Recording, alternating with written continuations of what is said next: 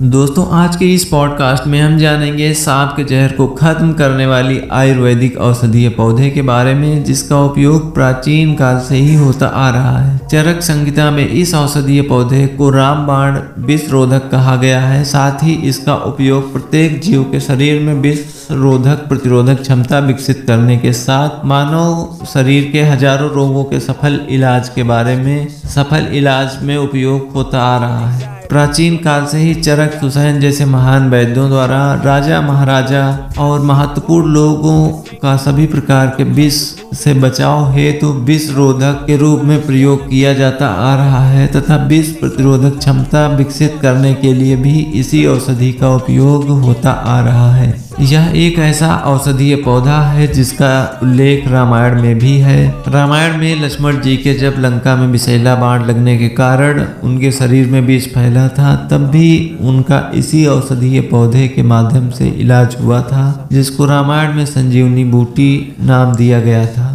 दोस्तों, medical science की प्रगति के बाद लोग पूर्णतया डॉक्टरों पर निर्भर होते जा रहे हैं, जिससे प्राचीन आयुर्वेदिक इलाज जो कि निःशुल्क था उसको भूलते जा रहे हैं और महत्वपूर्ण औषधीय पेड़ों की जानकारी के अभाव में उनको नष्ट करते जा रहे हैं। बारिश के मौसम में कई बार आपने सुना होगा कि घरों में सांप निकलने की घटनाएं आए दिन होती रहती हैं। ऐसे में अगर जाने अनजाने में कोई सांप आपको काट ले तो तुरंत इस पौधे की मदद लीजिए। आयुर्वेद के अनुसार समय रहते इस पौधे का इस्तेमाल करके व्यक्ति को सांप के जहर से 5 मिनट के भीतर बचाया जा सकता है। भले ही मेडिकल साइंस ने कितनी ही प्रगति क्यों न कर ली है, लेकिन प्राकृतिक इलाज की जगह कोई नहीं ले सकता। संभवतः यही कारण है कि भारत में प्राचीन काल से ही कई बीमारियों के सफल इलाज में जड़ी बूटियों का उपयोग किया जा रहा है। ऐसा ही एक आयुर्वेदिक पौधा है जिसकी हम बात कर रहे थे, वह है सर्पगंधा, जिसके कई प्राकृतिक गुण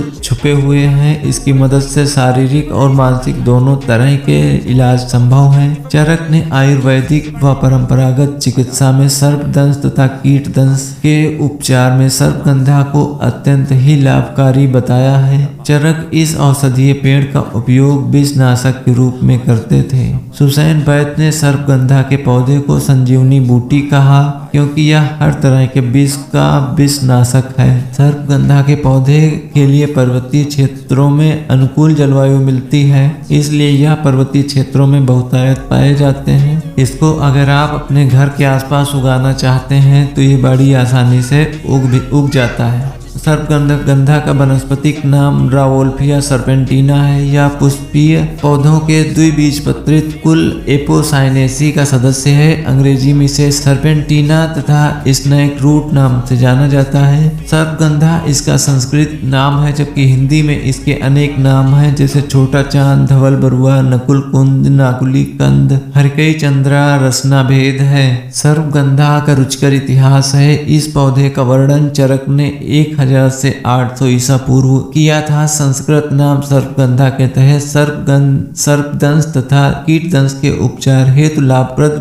विष विनाशक के रूप में किया गया है। दोस्तों, सर्पगंधा के पौधे की महक से सांप भाग जाते हैं। सर्पगंधा के नामकरण को लेकर भी विचित्र मत हैं। ऐसे ही एक मत के अनुसार इसका वनस्पतिक नाम सर्पगंधा इसलिए पड़ा क्योंकि सर्प इस वनस्पति की गंध पाकर दूर भाग जाते हैं। दूसरे मत के अनुसार चूंकि सर्पगंधा की जड़ें सर्प की तरह लंबी तथा टेढ़ी मेढ़ी होती हैं, इसलिए इसका नाम सर्पगंधा पड़ा, लेकिन उक्त दोनों मत भ्रामक तथा तथ्यविहीन है। पौधे का नाम सर्पगंधा इसलिए पड़ा है क्योंकि प्राचीन काल में विशेष तौर पर इसका उपयोग सर्पदंश के उपचार में विषनाशक के रूप में होता था। 17वीं शताब्दी में फ्रेंच वनस्पति शास्त्री प्लूमियर्स ने सर्पगंधा का जेनेरिक नाम रावोल्फिया 16वीं शताब्दी के आसबर्ग जर्मनी के प्रख्यात फिजिशियन वनस्पति शास्त्री तथा लेखक लियोनार्ड रावोल्फ के सम्मान में दिया था। सांप के विष के प्रभाव को कम करता है। दोस्तों, अंग्रेज रम्फियस ने सर्पगंधा के विषय में लिखा है कि भारत तथा जावा यानी इंडोनेशिया में यह